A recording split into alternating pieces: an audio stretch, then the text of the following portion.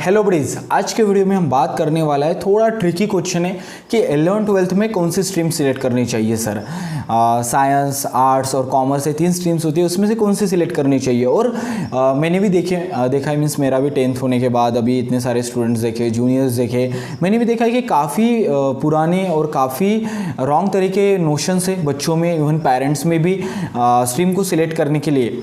Means ऐसा समझिए कि अगर किसी बच्चे को 10th के बाद 80 to 90 के बीच में या 90 अबव परसेंटेज मिले तो साइंस तो लेना ही है, पक्का है, उसमें तो कोई सेकंड चॉइस है ही नहीं कि भाई तुम साइंस कैसे नहीं ले सकते हो, साइंस तुम डिजर्व करते हो। अगर 70 to 80 है तो तुम भाई फिर कॉमर्स भी ले सकते हो क्योंकि तुम इतना पढ़ाई में अच्छे तो हो नहीं, या तुम 70 के नीचे हो या 60-65 हो तो तुमने तो आर्ट्स ही लेना चाहिए, ये एक नोशन है। सेकंड नोशन ये है कि जो साइंस लेता है वो होशियार होता है, जो साइंस लेता है उसको रिस्पेक्ट मिलती है, जो कॉमर्स लेता है उसको थोड़ी बहुत रिस्पेक्ट मिलती है, जो आर्ट्स लेता है वो तो काफ़ी उसने तो पाप ही कर दिया भाई, गजब बेइज्जती है, वो तो डिज़र्व ही नहीं करता है, इसलिए उसने आर्ट्स लिया होगा। और थर्ड एक नोशन है कि कहीं ना कहीं पेरेंट्स को लगता है कि जो साइंस करियर ऑप्शन है या साइंस करियर स्ट्रीम है वही ज़िंदगी में सक्सेसफुल बनाती है या उसी से जॉब मिलते हैं लोगों को, ऐसा ही पैसा होगा।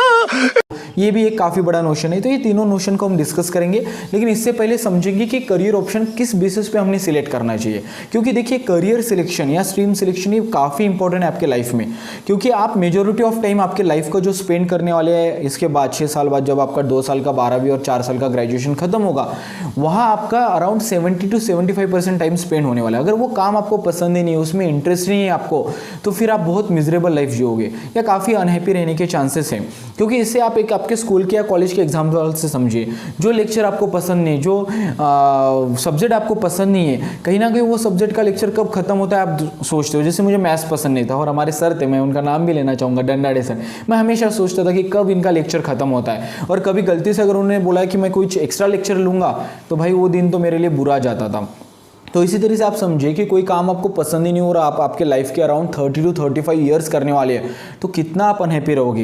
एक अराउंड इसको अगर मैं कैलकुलेट करूंगा तो अराउंड 85,000 आवर्स होते हैं। तो ये बहुत अच्छा समझना ज़रूरी है कि 10th के बाद का आपका जो पहला टर्निंग पॉइंट है वो गलत नहीं होना चाहिए। क्योंकि देखिए अगर मैं कहीं जाना चाहता हूँ और पहले मैंने गलत रास्ता पकड़ लिया है तो फिर वहाँ पहुँचूंगा, माइट बी और माइट नॉट बी, लेकिन मुझे बहुत एफर्ट्स, बहुत ज़्यादा स्ट्रगल या बहुत ज़्यादा टाइम लग जाएगा।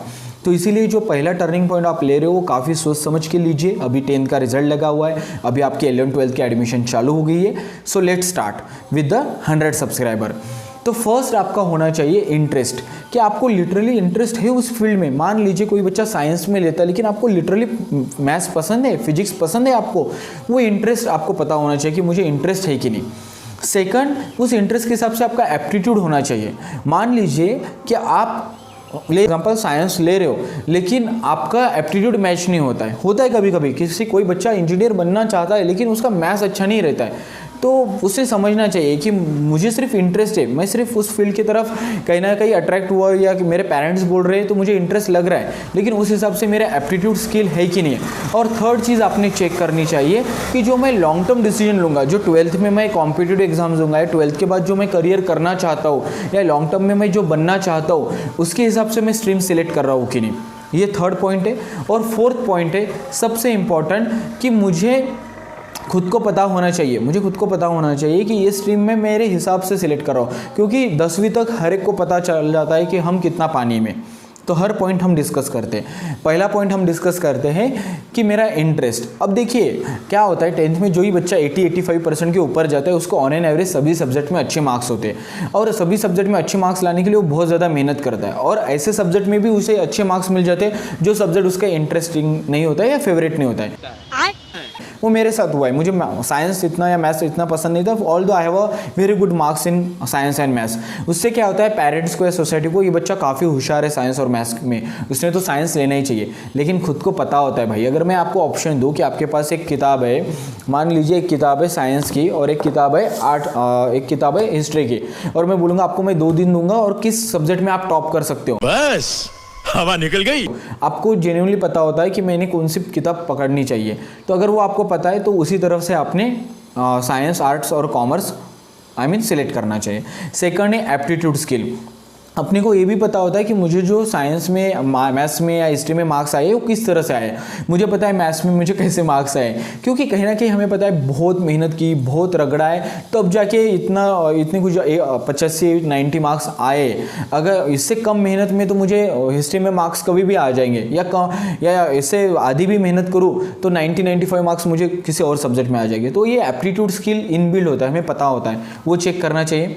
और थर्ड चेक करना चाहिए सबसे इम्पॉर्टेंट कि भाई मुझे लॉन्ग टर्म में क्या करियर करना है। फॉर एग्जांपल मैं चाहता हूँ कि मुझे ड्राइंग की तरफ करियर करना है या मैं लॉयर बनना चाहता हूँ, तो कोई पॉइंट नहीं साइंस लेके, लिटरली बता रहा हूँ, कोई पॉइंट नहीं साइंस लेके 2 साल फोकट में मेहनत करोगे वो वेस्ट होगी। उससे अच्छा आर्ट्स या कॉमर्स ले रहे हो, अच्छा फोकस कर पाओगे। आपके जो भी ड्राइंग की कॉम्पिटिटिव एग्जाम होती है, माइट भी NID, NEFT, UCET एग्जाम, उस पर आप फोकस कर पाओगे। और अगर आप चाहते हो आपको NDA करना है, आर्मी में जाना है, तो आप डायरेक्टली PCM ले लीजिए, कोई PCB या PCM भी लेने की ज़रूरत नहीं है।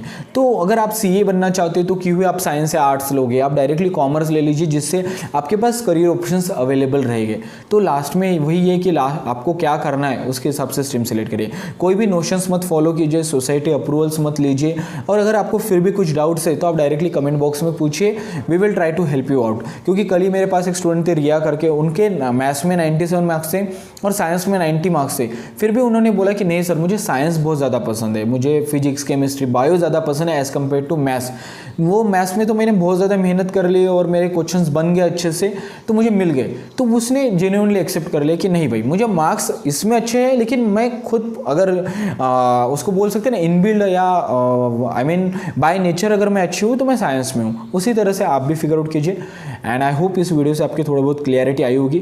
Thank you so much. Video को लाइक कीजिए, शेयर कीजिए और चैनल को सब्सक्राइब कीजिए।